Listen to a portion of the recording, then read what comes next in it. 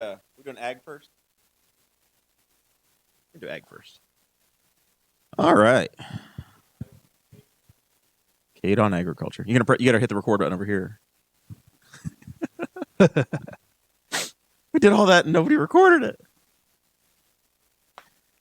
Welcome to the Boss Hog of Liberty. This is an evergreen episode of East Central Indiana's favorite podcast. I'm Jeremiah Morrill. As always, I'm joined by our co-host, Dakota Davis, and I guess we got a special featured guest that y'all have heard from before. That's right. Today's episode features guest / really co-host Kade Koger.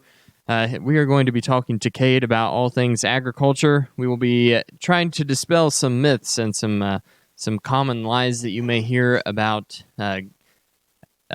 CAFOs, raising any kind of beef or other livestock, and also about GMO crops and whether or not the Project GMO verified sticker on all of your food at Kroger, is that real or is that all just a bunch of malarkey? We'll find out. This show is about our lives in rural Indiana. We're here to push your boundaries and make you think as individuals. Sometimes it will provoke you, other times we'll make you laugh, but hopefully you'll always learn something new. Have to do our thank yous as always. Many patrons. Picked up a new one recently. Want to thank Sean Rao for joining us and supporting the program. That's awesome. Anytime somebody can join, you can join at any level. There are some suggested donation levels. If you go to patreon.com/bosshogofliberty, there's some levels there, but kind of like the old priceline.com, you can name your price too. So if you're like, you know what, I don't like them $5 worth, but I kind of like them $2. You buy $2 Chuck or support the podcast, either or. You name your price and we'll take it at any level. Make it more difficult to do it that way. But if you choose that $50 and above level, what do you get, Dakota? If you get $50 and above, then we promise to give you a shout out at the front of every episode. Those folks are John Phillips, Craig DaCosta, Chris Lamb, and Christy Avery. We also have the T-Chip stores. If you don't want to donate monthly, but you want to show your support for the show, you can buy some really nice T-Chip apparel, Boss Hog apparel from T-Chip, and that is at tchip.com/BHOL1, 2, or 3. You can get sweatshirts, regular T-shirts. BHOL1 is where it's just, that's your basic standard, the cheapest quality, and everything that we can find. Then you get up to BHOL3. Those are the ones that Kade's kids are making in his garage. That he has a little Knox and Cannon who operate in the cotton gin. He has a home gym now, so their room has just gotten even smaller. At least it's American made, right? They are good. I've been looking at Dakota's hoodie, and I've got I got to get me one. That's the next thing. You're gonna get the long sleeve tee, and I got to get the hoodie. The hoodies are very nice. There's just something about being able to throw on a hoodie whenever it's chilly outside versus having to put on a jacket or something. Yeah. All right, so it'll be story time real quick here before we get into it with Kade. About a month ago, roughly, by my memory, I was returning from a 4-H trip, and had a bunch of kids in the car, and I'm just going to tell you all to check the oil in your vehicles, kids, because when you have low oil pressure, you'll end up disabled on the side of the road, and it's not fun. Not fun. So it was if people watched the Indy 500 in 2016, they saw Alexander Rossi in the clutch and coast. That's kind of what I did. You fire the motor, you get just enough speed, then you stick it in neutral and ride down the rumble strips for a couple of miles with the hazards on, and just to get to a safe spot. And then I called my roadside assistance, and they dispatched a local towing company, and I waited about 45 minutes. And then the local towing company, they never showed up, so we called them, and they said, "Yeah, we declined that call." Oh my God, great! So, they're about a month ago as we record this evergreen episode of the Boss Hog of Liberty. It was definitely an exciting time. So I'm sure you guys have all had similar peril along the way. There's nothing worse than having your car break down on the side of the road. My brother-in-law called me. This was about a month and a half ago, from my estimation at this point. He called me, and he said that he had a friend who was broken down in Dunreath and didn't know if I could give him a tow. I said, sure, I have tow straps for my truck, and I went to get the guy, and I didn't realize that he was in a Silverado 2500, and I needed to pull him. Were you pulling with a Buick? I was pulling with my Ram 1500, and I was like, I don't know how well my truck's going to do with this. In neutral, it doesn't know what kind of transmission that thing's got in it. And so I asked the guy, I was like, where do you need me to take you? I'm in Dunreath, and he said Charlottesville. Oh, oh! I was like, oh, for the out of town listeners, that's about 15 miles. Yeah. I was like, I'll best at least. best I can do is Knightstown. I said I'll at least get you to Knightstown. Yeah. If my truck, if it's not liking it, then we're gonna have to stop. And my truck, it acted like it wasn't even there. Yeah, it would have been fine. It I doesn't was know. impressed. I mean, you're just pulling. Your truck can probably pull 7,000 pounds. That truck you're pulling weighed 2. I mean, it is, maybe 2 tons. It's nothing. So not a problem for your truck. Yeah, and as long as the guy wasn't riding the brake. There were a few times where he hit the brake prematurely, and it was like you get a little whiplash. Like, you got to stop. This is getting really frustrated. Yeah, it's fun. So yeah, there about a month ago, I went through that, and of course everything's better now. But just make sure you pay attention. Check the oil. Check your oil. Make sure you're ready to go. Yeah. You never know. So put a tank of gas in your car. Check your oil. So, Kade, the reason I've been wanting to do this ag episode for a while because I listen to Joe Rogan a lot. That's like one of my top podcasts that I listen to, and he's constantly talking about how his grass-fed beef is so much better than any other beef, and how he says it makes him feel better, like it's better for him, and it tastes better, and all this other stuff. And I'm like, is there any truth to that? It might be. That's not what I expected. I expected you to go no. Go hard in the paint. You know, I want to because I'm not a grass-fed producer. Ours are grass-fed and grain finished the way that we produce our beef. The main thing I think is it's not whether it's animal products or whether it's grain farming. No matter what it is, I don't think it's a good food versus bad food argument all the time. I think the majority of the time is simply where it comes from. Yeah. And then how it was raised, how it was taken care of. You go to the store and you see this array of labels of things that are packaged, and it's antibiotic free, or it's dye free, or it's GMO, non-GMO. It's all these different things. Organic, non-organic. It's really confusing to a lot of people, and I think everybody wants to do what's best. Everybody wants to buy what's best for them or what's the most healthy. So the problem is that those things are marketed against people. They're marketed against consumers that just are naive to what they're buying. Right. It's kind of similar to if you go to around Chinese restaurants and you see, they might label their food non-MSG or no MSG on there, and a lot of folks don't realize that. If you remember Seinfeld, Kramer used to order his Chinese food with extra MSG. Well, MSG is just it's a flavor seasoning. enhancer, and it's a it is linked to other issues too. I get migraines. My MSG is if you have too much of it, it will cause problems. There are some folks that have an allergic reaction to MSG, but it's not the vast majority of folks. And there was a huge hysteria, I think it was in the 60s, with Chinese immigrants coming over and using MSG because it was so popular in Asian food. And then some health organization linked it to people who were allergic to it might have adverse effects such as migraines. And then the public freaked out and mass hysteria ensued. People were terrified to eat at Chinese restaurants, and so that now all the Chinese places say Chinese no MSG.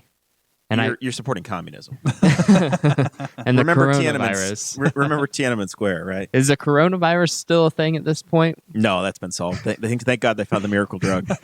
It was MSG. Nobody saw that coming. Yeah, so that I feel like there's a similarity between MSG and grass-fed beef.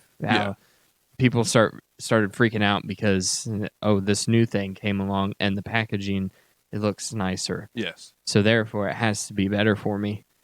But to me, beef is beef. Yeah. There's a lot of, you can take what we're going to talk about today with beef. You can use it for GMO, non-GMO, organic, non-organic, hormone or versus hormone free.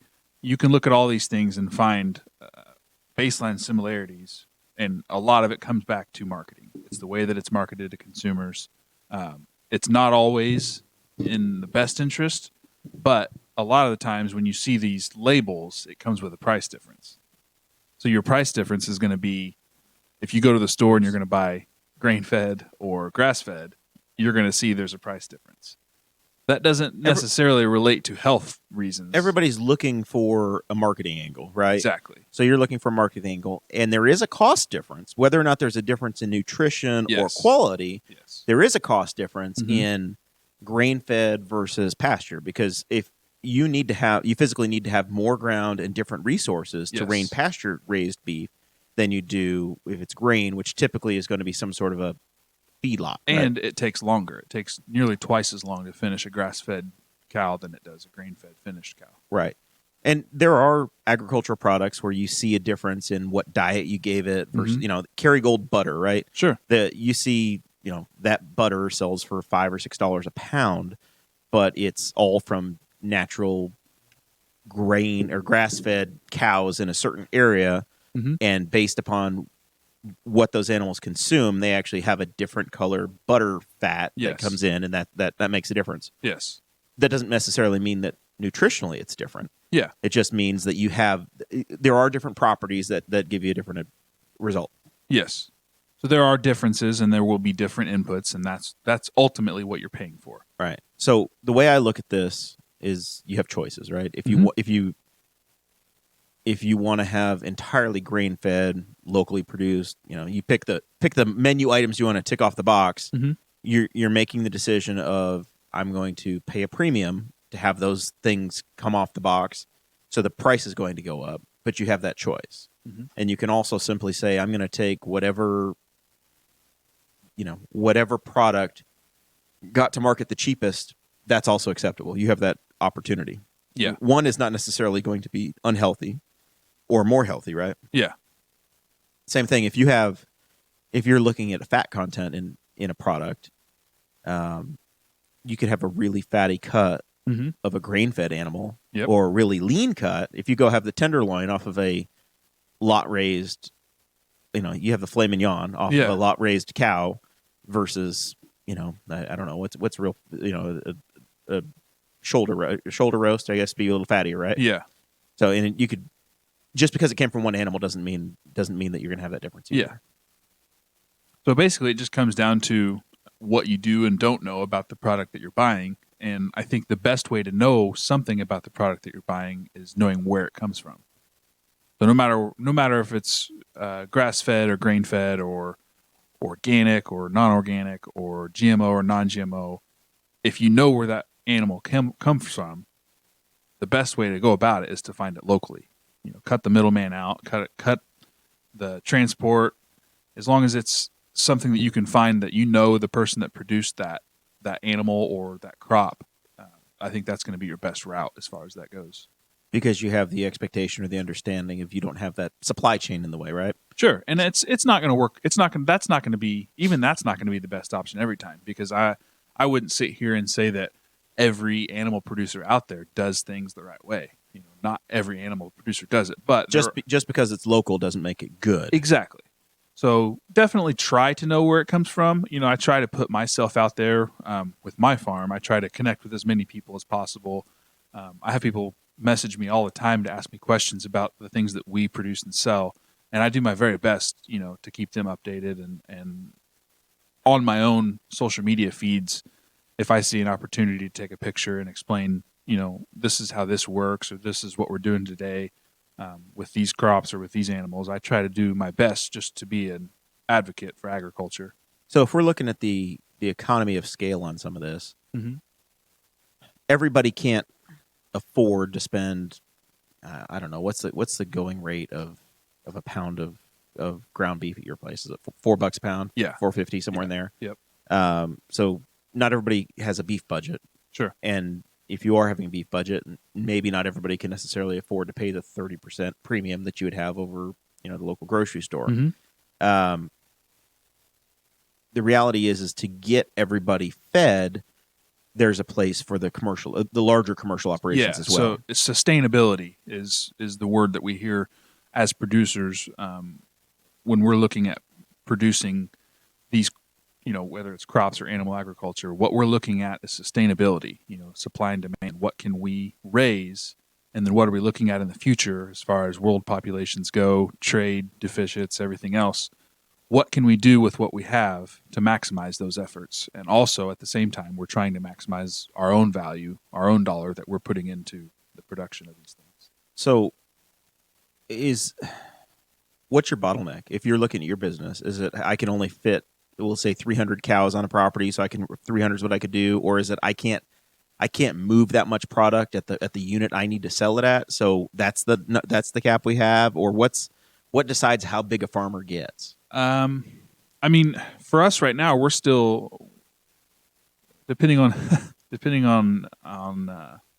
who you talk to, which one of the guys you catch. Yeah, well, we're still a family farm. We're still family owned, family operated. We employ some guys, but the scale that we operate, as far as things go, some people would consider it a commercial size farm.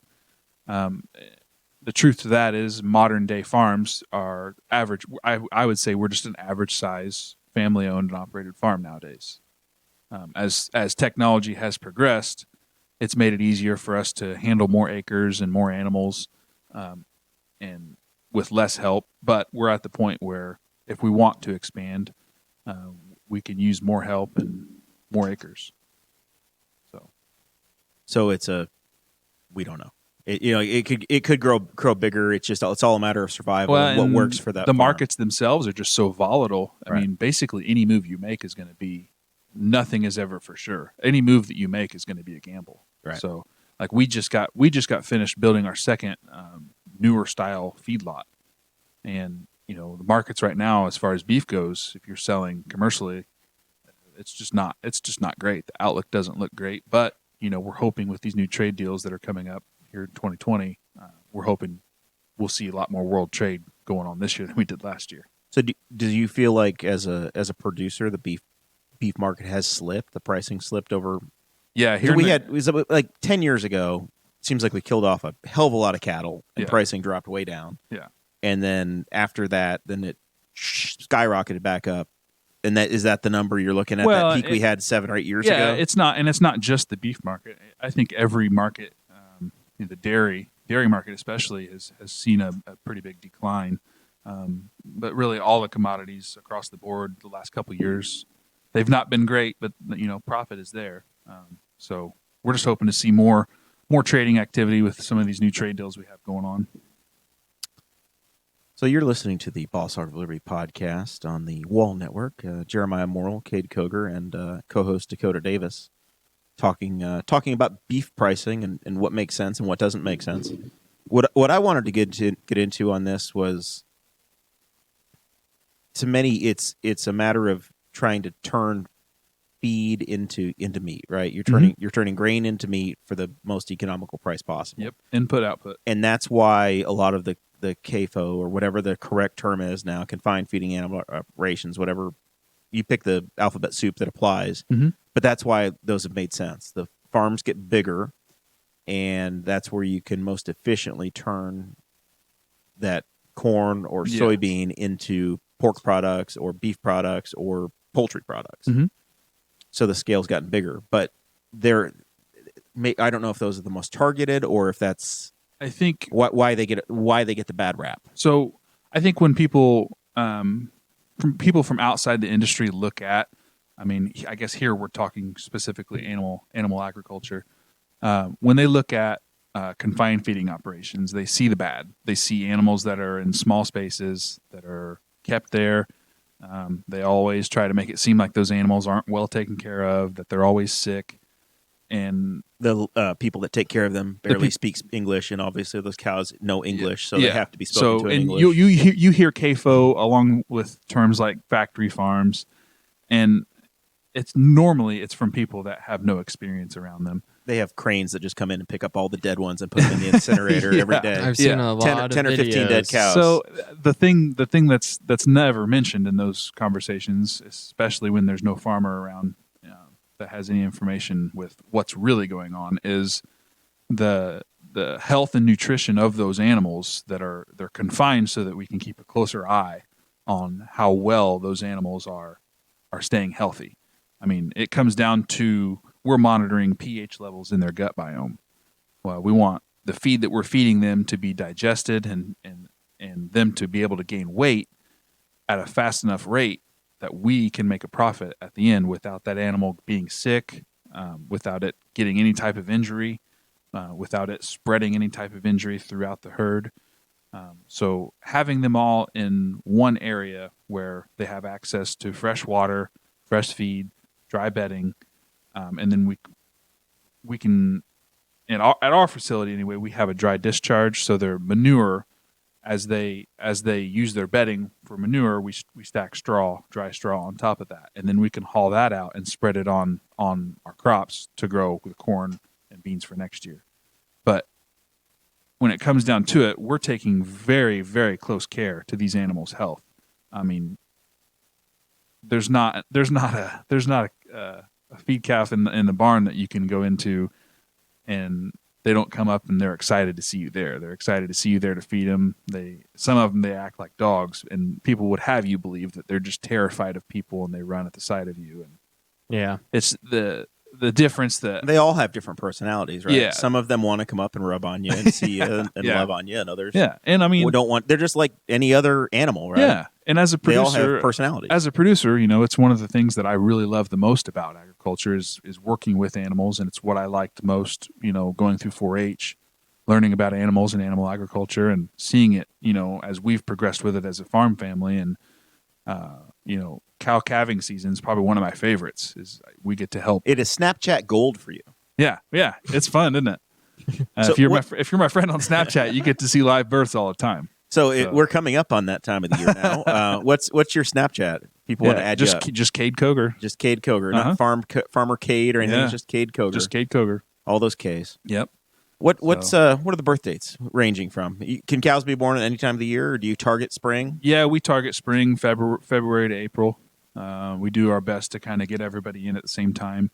That way, the breeding cycle for the next year, we can turn the bulls out on the cows and have calves all in the same area. Are you the bull, or do you have real live bulls running around? No, we've got 2 real live bulls, so we don't do any artificial insemination. We have in the past. I don't have anything against it. I mean, I think it's a good way for farmers to get good genetics in their herd. I mean, do you have GMO bulls? What are you trying to tell me? No, we have real life bulls, but sometimes people artificial insemination. You can buy semen and Just buy straws of bull straws. Yep, and Turkey basters. Yep, you can do it yourself or have the vet come out and you can have your cows bred.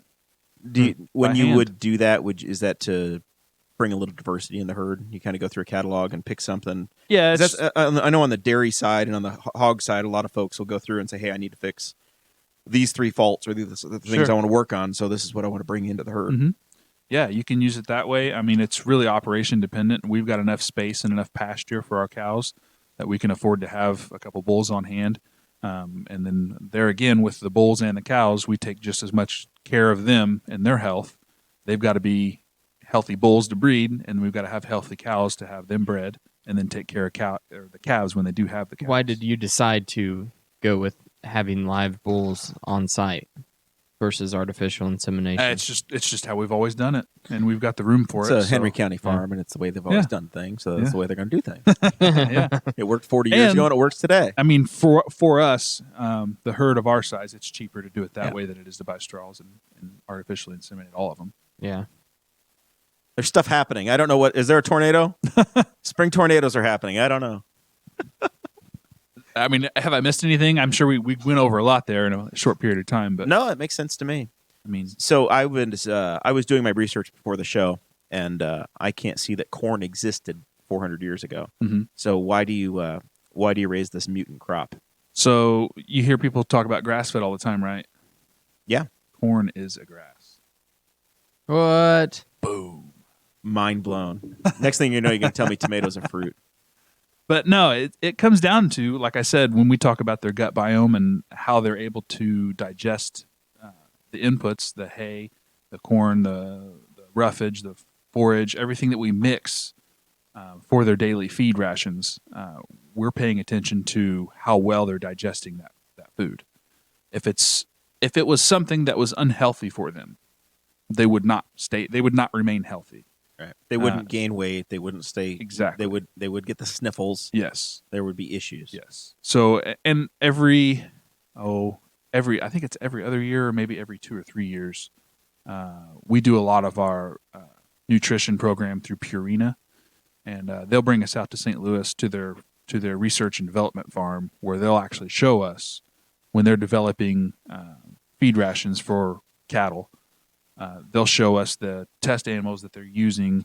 They'll show us the tests that they're actually performing for how they're getting all of this information to come up with the science behind the food rations that we're giving our animals. So it's, as a producer, it's fun to go and see the live action science of how things are actually being handled, through a corporate standpoint, and how they provide products for us to help our end result of producing the best beef that we can. And so with, I'm sure that you've had grass-fed beef. Mhm. Do you think that there's a taste difference between grass-fed beef and your beef? I think it's beef. Yeah, I've never noticed a No, taste difference. I can't say that you could put two steaks down next to each other and I could taste one and taste the other and tell you that there's a difference. But by looking at it, I might be able to tell you. Yeah, Because I think my grain fed beef has a little more fat marbling in it. Yeah, for sure. Especially if you're getting a fattier cut. Yes. Yeah. So I think there's a lot more fat there, because they're given a wider variety as far as their diet goes. It's a more complete. They're getting fat. They're getting more fat, right? Yes. If you're just eating grain, that's why it takes longer to put the weight on as well. Yes. Is it's almost like you're building your building blocks are smaller, right? So Yes. if you're baking a cake or you're whatever, you're icing a cake, you're doing it slower, right? Yeah. Instead of putting on thicker layer, just like painting a house, same thing. It's how thick do you apply something. It's the same deal with Mm-hmm. with grain fed versus corn fed. Mm-hmm. Still going to get to the same spot, Mm-hmm. but it's going to happen a little differently. So it's going to be leaner all the way through. Yep. That's the way it seems to be working. But it may you may notice more of a difference by the way you cook it, right? Yeah. If you use you microwave it versus using the grill, you're gonna have a different flavor. Yeah. Little flavor profile. I like to do a little reverse sear, and then The finish it reverse through. sear is where it's at. Yeah. So You don't get a better that's meat. where you put it on defrost for 20 minutes, and then you take it out and you put it on microwave mode. That's the reverse Yeah. sear, right? And then you take it out and you stick it right on your electric stovetop Mhm. and get that nice caramelization. So if somebody has somebody normally goes to the Kroger or Aldi or Walmart and they normally buy their beef there. How's the experience different if they come to a local grower, a local producer, and you guys have your stand on State Road 3 on the north side of town? Mhm. Do they show up and say, "Hey, I just want hamburger," or do you have a counter where they see the meat and you pick it out? How does that experience work for a customer, and what should they expect? Well, unfortunately for us, there's a lot of government malarkey when it comes to selling our own beef products like that. It's not like a typical deli that you walk in and you see all the red meat behind the counter. Everything that we have is already cut, it's already packaged, and it's already frozen. And that's because the law says that that's how you have to do It's it. just the red tape that we have to go through as far as being able to legally sell it. So everything we produce is produced here in the county, Henry County. Everything that we take is butchered and processed at Matty Moo's, which is still in Henry County. And then after it's packaged and frozen there, it's brought back, and we've got a cooler at the produce stand on 3. And we keep it in a big cooler out back in the barn. And then when you come in and you say, I want this many pounds of this steak, or I want you can say you want quantities of steaks, and they all weigh different because of the way that they're cut. Sure. And then everything's just weighed to the price, and then you pay for it there. So any cut, pretty much any cuts available, or how does that? there's a few cuts that we don't have. I wish we did have. I wish we had brisket. It's just a big cut. It takes a lot. It just takes a lot out of one animal to be able to sell that one piece versus many pieces. So you're going to sell it all, so you cut it up in a way that gives you the most marketable. Yes, we have all the popular steak cuts. We have ground beef. We have ground beef that's already in patties. We have cube steak. We've got roasts. You have ribeyes, New York strips. Yep, New and York strips, sirloins. Filet mignon. Yep. I've had the ribeyes, the New York strips, and the sirloins. I personally, I love New York strips and I love ribeyes. New York strip I like it because of the fat cap that's on it, but I really like fat marbling that's inside of a ribeye. And it just depends on how you cook them too. Yeah. So what's your go-to if you're gonna go get a steak and you're gonna feed the family? What's the cut you go for, and how do you like to prepare it? I think I would say if I had to grab one out of the freezer right now, I'd probably grab a ribeye. A little fattier. Yeah, well, they're a little fattier, but it's closer to the bone. I wish we could cut them as tomahawks. Have you seen the tomahawk ribeyes? Yeah. I wish we could cut them as those just for the presentation of it. I've been doing a lot of cooking on my Traeger here lately, and I'll cook something That real would nice. be really cool. I mean, Take a I picture. feel like you know a guy. You probably can have a couple done custom, so that you can have some of these these boutique items available, right? Yeah. We'll label the Boss Hog collection down there at L&K. Yeah. Well, we might have to charge a little extra for it. Yeah. Brisket and tomahawk ribeyes. I think it could be done. Yeah, if I had to pick one, it'd probably be ribeye. And We can like I start said, I'd dry reverse aging them down there. sear it. Start dry aging beef down there, and That's then you can that's charge been one like- thing I've not had any experience with is how I just much had or my- how well to dry age. I had my first dry aged steak at Sullivan's Steakhouse in Indy. I had a dry aged New York strip. That is different. Yes. I think it was worth it. I don't know if I'll get it. We're going again here in a couple weeks, and I don't know if I'll get it then. Yeah. But it was, for the experience, it was cool. Yeah. I think I've tried 2 or 3 dry aged, and it is. It's just a little bit different. There's no real way to explain it. Nutty, I guess. It has almost a jerky feel to it, like the top layer. And it's got like a aftertaste funk that's kind of similar to like a blue cheese aftertaste. So one of the reasons why it costs so much, obviously, there's more labor that goes into it, but you also have waste because you're drying it out. So you're actually losing you have a to big cut it portion. off. Yeah, you're losing a big portion of the meat. So it's controlled rot. Right. So if is you what had it is. 2 pounds of meat there, and then you had a pound rot off, you still have to pay for the pound you didn't consume. Yeah. So now your cost is double or triple or 4 times what it would have been.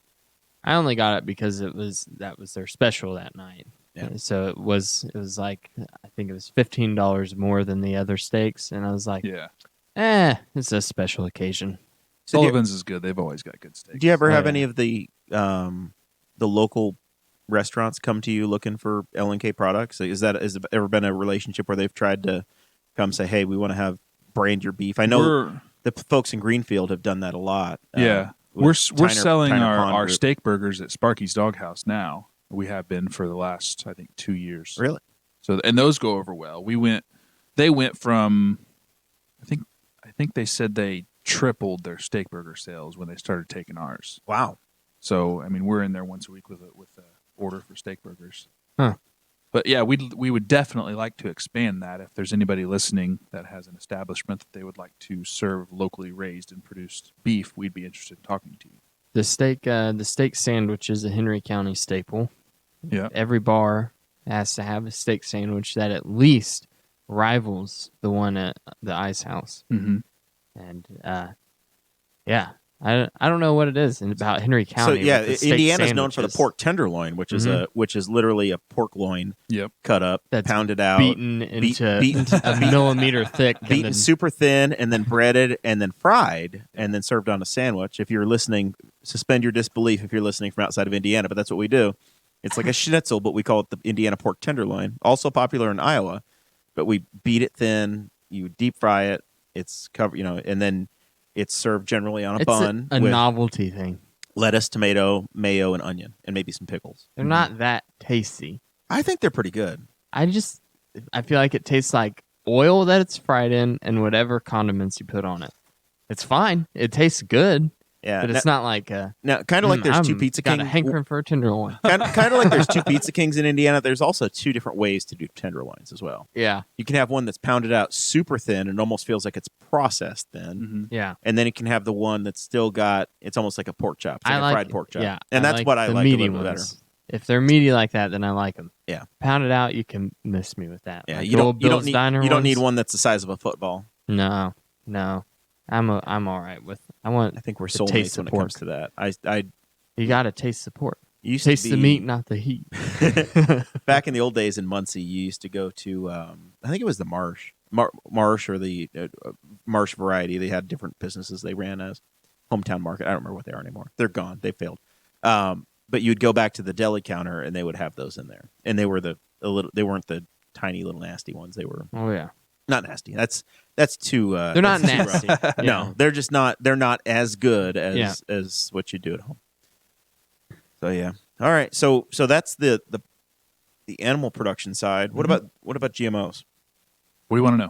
Can you explain to me why that's not going to kill me? Because obviously, CIA, FBI, GMO, those are all letters that can kill you. Yeah. They can just assassinate. They Or have the your power dog. to kill. ATF, they Or kill your dog. Yeah.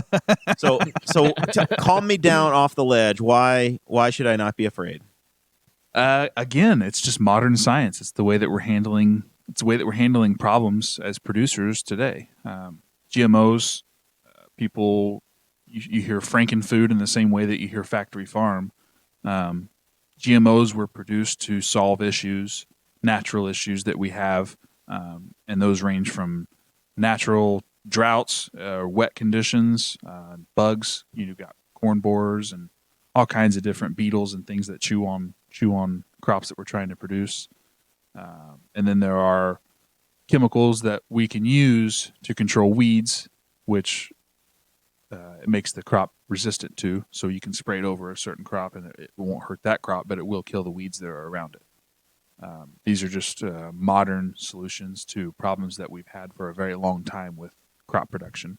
So how long have GMOs existed? Is this 20 years? Is this 60 years? Man, I Is wish it I just- could. I wish I could tell you an exact date, but I don't have that one right off the top of my head. I would say that humans have been modifying the way that we grow our food for millennia. It's the Oh, yeah. gene editing, though, is the Yeah. part that's. Yeah. That freaks people out Yeah. because it's not done selectively. It's done too quickly. Mm-hmm. It's gone way too fast. And there's only a handful of products that actually are GMO. A lot of stuff gets marketed Yeah. as GMO free, Yeah. right? Again, I wish I had that list of. I'm going to effort that I- for us because it's There- comical. Like, it's it's like- like 6 things. It's like 11, like 8, maybe 8 or 11 now. I think alfalfa recently they put on that list. Just look up list of GMO foods. But again, as far as that technology goes, like I mentioned with Purina, Dow AgriSciences a few years ago took us to their headquarters in Indianapolis, and they showed us all the science of how they come up with products and GMOs nowadays to solve some of our problems.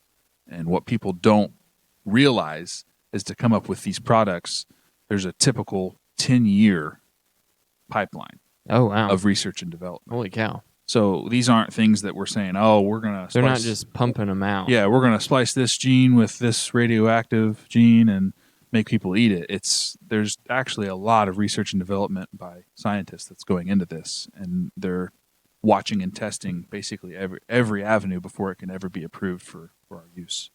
All right. So issues that we have today, say there's a certain weed that's resistant to some of these older chemicals that we've been using. Say we need new chemistry to fight some of these resistant weeds.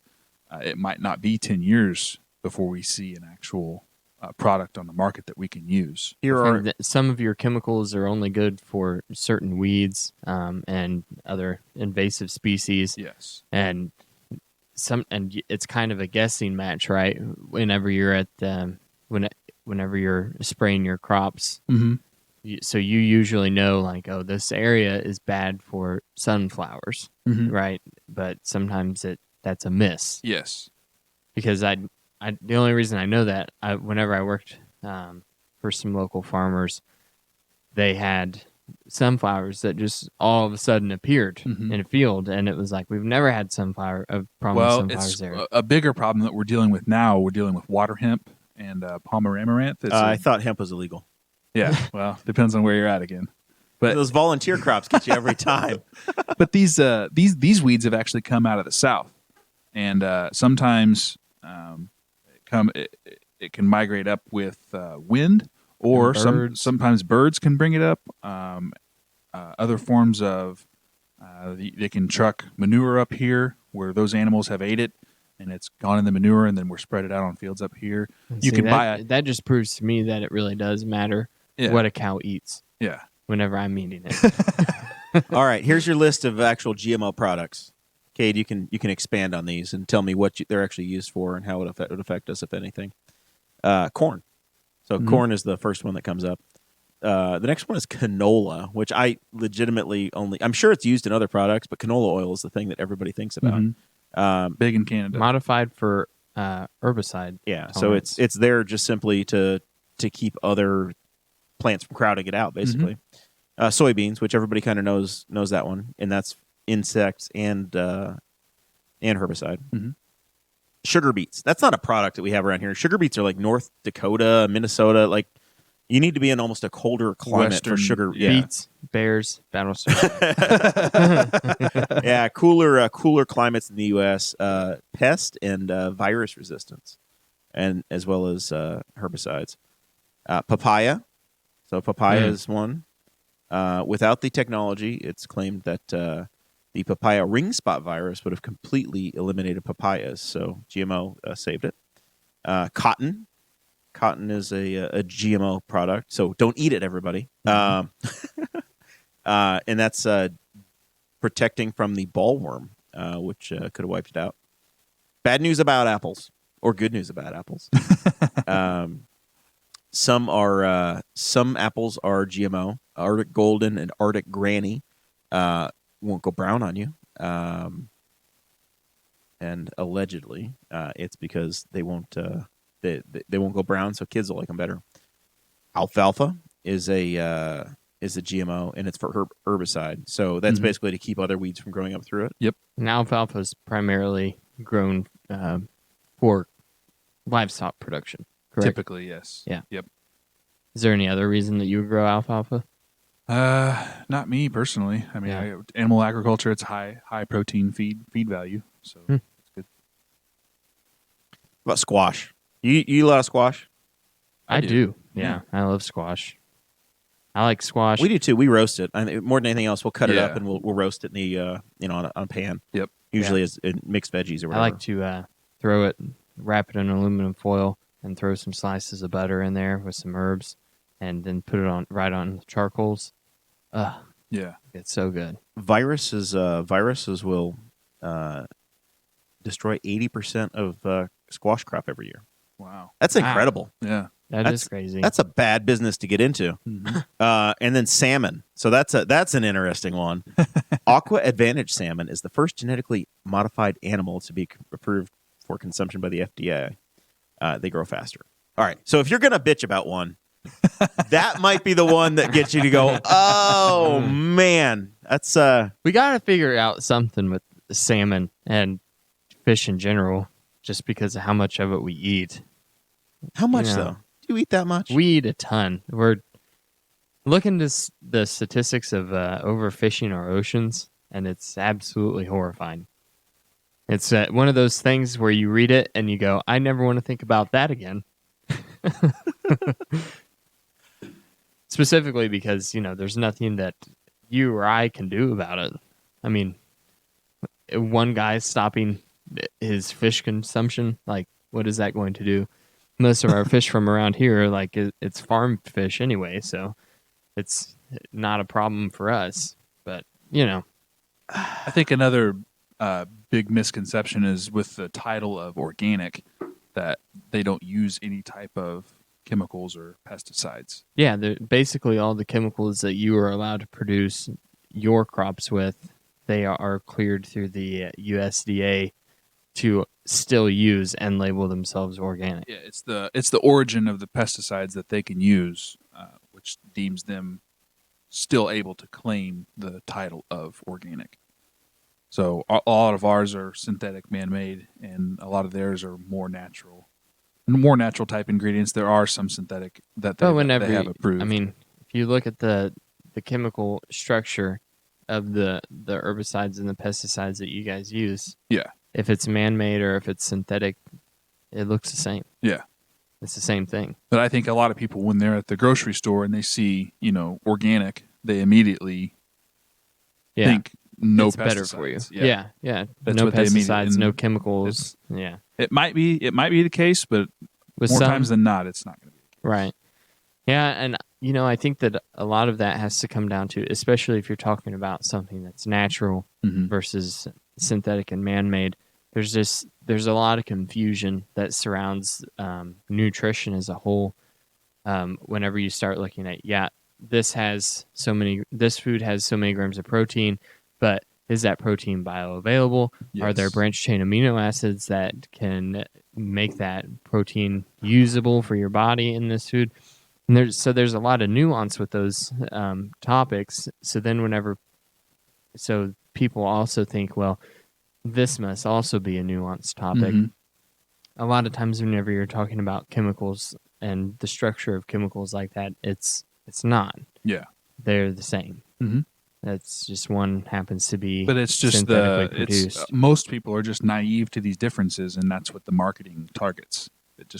The way that things are labeled, it just targets people that don't know any better, that want to do what's best. They want to buy the best food that they can buy for their family, and those typically target the labels. Typically target those people. I mean, back to animal agriculture, you see packages of chicken that say, no hormones, Right. or we've never been able to give chickens any type of hormones or anything like that. You see No antibiotics. There's not allowed to be any of that in animal production that makes it to the market that has any of that.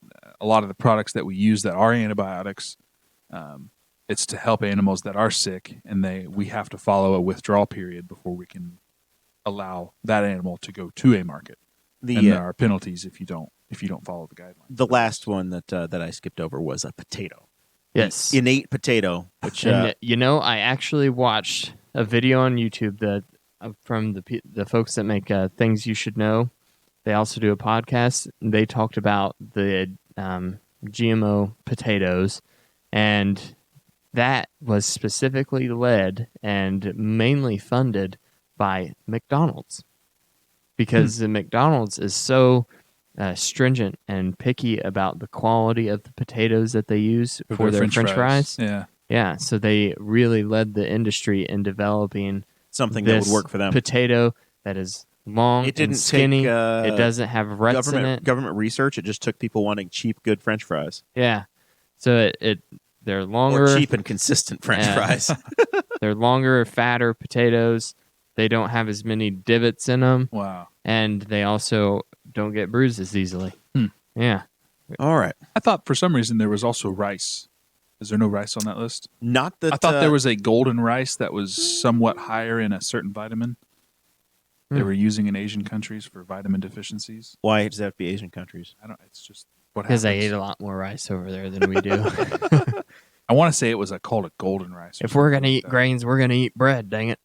I could be wrong. Or it could be something somewhat related.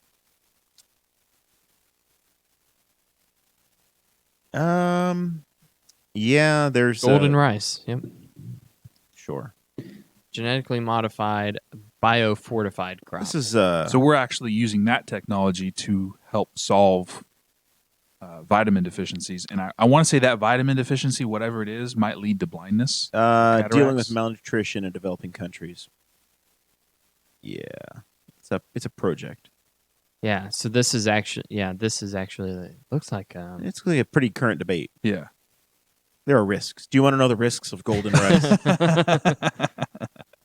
They say they're very minimal, but they say they are still discussed in popular discourse. Yeah, because I didn't know I was freak this out old about these things. I didn't know I was this old until I tried to read the golden rice article online, and I had to go up to senior print font here.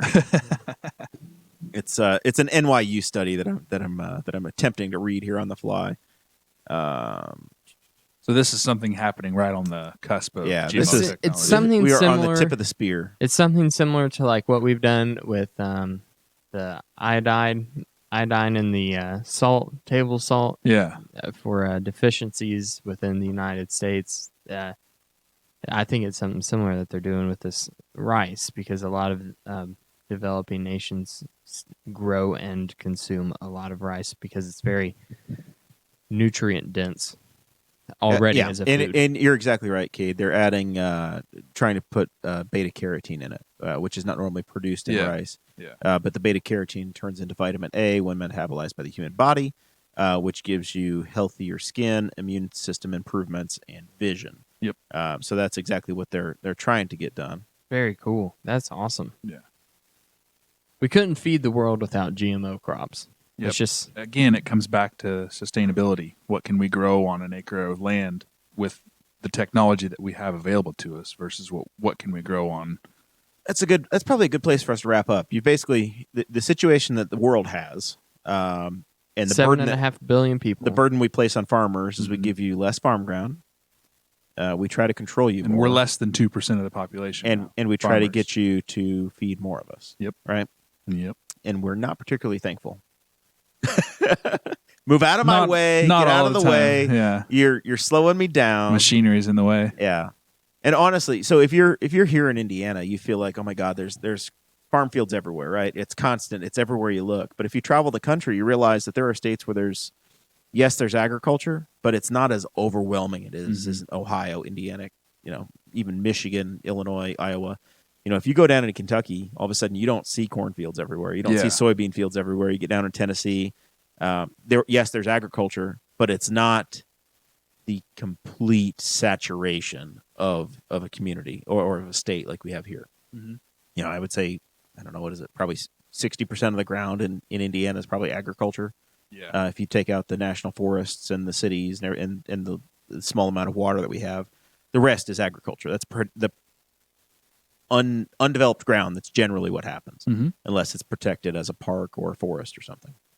Yeah. You've got limited resources. Sure. And right here where we live, this is some of the most productive ground available to do what you do. Yeah. If you go 50 to 60 miles south of us, all of a sudden you start to see people having to bring center pivots in and irrigation. Yep. If you go down to Bartholomew County, it's a different environment than you have right here in East Central Indiana. Mm-hmm. So consider yourself blessed to be farming where you are, right? Yeah.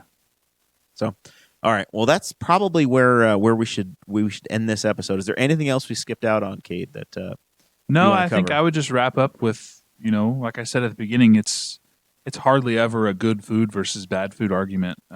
Just kind of have an informed opinion on what you're buying at the store. Labels aren't always telling you exactly what you need to know. Really the best option that you have is to find somebody local. Even sometimes, I know through us it's kind of seasonally with the produce, but we've got beef year round now, so you can come to us if you're looking to buy any kind of beef. if I want shrimp, should I insist that I get shrimp that came from the ocean that was off of the United States, or is it okay if it came through China? Because it's the same damn ocean. It all connects together. Yeah. Does it matter? Am I at risk if I buy shrimp that started in Taiwan or China? See, I would be in the same boat because I don't really have any knowledge on that one. Right. So, if it's something you can research while you're in the He's store, a cow do farmer, not a shrimp farmer. Well, this is what I'm saying though. Is it's another one of those products. It might just come down to what you can afford. So the label says that it came from Taiwan, and man, I'm uncomfortable because it comes from Taiwan and they look different than I do. The shrimp I ate today So was I- Argentinian. So I insist on shrimp that comes from my country, right? Yeah. It's your responsibility. You can put anything on Yeah. a label, but it's your responsibility to understand what that means. Exactly. And if it matters to you or not. Yep. You've got that much information, and now it's your burden as a consumer to figure it out. And if you can buy local, if you can't, try to educate yourself a little bit on what you can find. If you have questions about any type of local agriculture, animal or grain farming, absolutely feel free to message me. I'll do my very best to answer you, or at the very least, point you in the right direction for a good answer. So jump on bosshogofliberty.com. Cade's contact info is there. You can he's tagged in almost everything. Go to the website. Every episode Cade's ever been on is there. Yeah. And then you can follow him on the Snapchat at Cade. You're at Cade Koger on every platform, right? The armed farmer. The armed farmer on the IG? Instagram. Yeah. All right. What's your TikTok? You got one of those yet? Nope, I'm refusing that one. You could go viral. We don't Chinese. I'm not going over there. The federal government classified TikTok as a cybersecurity threat. Yeah, I am not getting that. know. Not doing it. All right, Dakota. You got anything else for Kade? I have nothing. Just stay off TikTok, kids.